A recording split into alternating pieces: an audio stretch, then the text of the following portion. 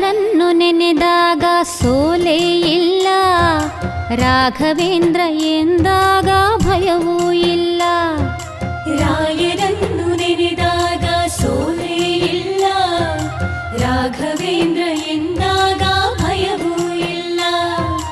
ತಾಯಿಯ ಮಮತೆ ತೋರ ಗುರುವೂ ಇವರು, ತಾಯಿಯ ಮಮತೆ ತೋರ ಗುರುವೂ ಇವರು, ಬದುಕಲ್ಲಿ ನೆರಳಾಗೋ ತಂದೆ ಇವರು, ಬದುಕಲ್ಲಿ ನೆರಳಾಗೋ ತಂದೆ ಇವರು.